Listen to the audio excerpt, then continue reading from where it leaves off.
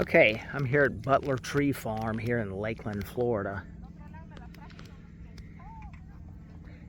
And they have a batch of bees in this bamboo tree. I guess that's what it is. And let's see what's going on here.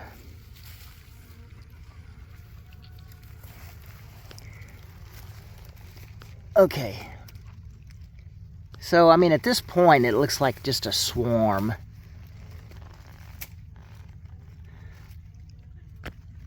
It doesn't look like there's any comb or anything like that. So I don't know if they were displaced, obviously, recently and had to move into this tree. But I'm going to have to see about, like, gently extracting them, you know, with my cutters. And moving them at one time so I won't have to just, because I can't really shake this tree, you know, shake the swarm. So I'm going to just try to gently extract them out of here without disturbing them too much and then place them in my box.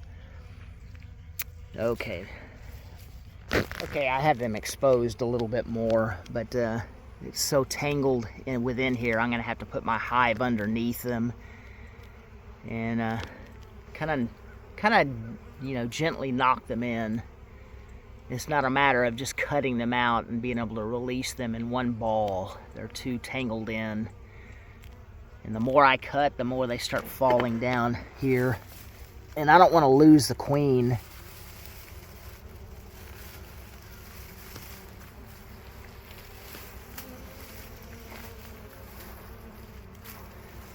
So, yeah, I'm going to try to put my hive underneath here, and now at this point I can kind of knock them in.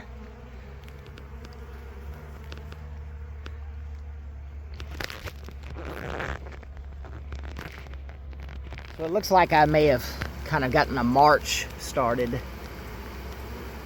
See how they're fanning and they're sending up the nasonol pheromone, you know, by fanning their wings, and that's calling the other ones into this home, this new home.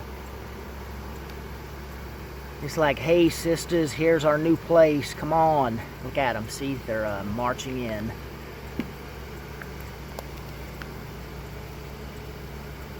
So rather than, you know, sometimes it depends on a swarm, you know, whether you're going to knock them in at one time or let them march in. And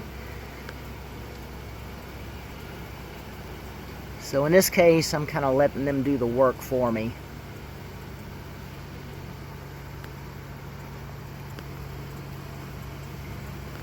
And I'm assuming the queen is in there somewhere if they have one. Usually they do.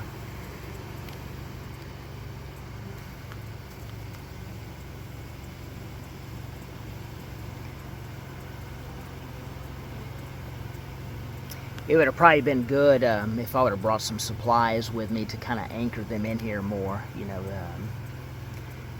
honey, pollen, and brood and all that. But you just can't carry that kind of stuff with you every time you go do a removal. It's not practical unless you know for sure what you're getting into.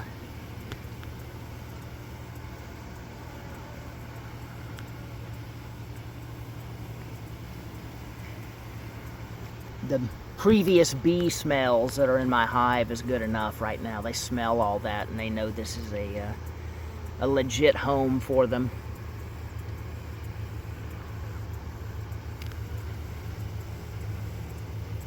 Alright, I may have to coax them in a little bit more depending on what they do here soon, but I'm going to put down my phone and proceed. Okay, so I was able to dump the remainder of the bees that were in the tree into my box. And I saw the queen crawl into the box with them, you know, through the frames. So I know she's in there. I don't have to put her in my queen clip. So, to make sure they don't all fly out of here, including the queen. If the queen can't fly, they're going to remain. So I put my dial to where only female workers can get in and out of those slots, but the queen is too fat to get out. So she's basically trapped in the hive. So I'm gonna have to come back in the evening to get all these bees. But I know they will be anchored in my hive no matter what, because the queen is trapped. So there's too much chaos right now to just take these bees home right now. As you can see, there's just too many still flying around. But by nightfall, they'll all be settled in, and they don't have any choice, really. All right. By the way, that's the tree they were in. I got it out of the way and stood it upright. I may spritz a little bit of almond oil repellent in there just to make sure none of them get confused and still smell their original spot and stay in there. But 99% of them will be in my box. See them all.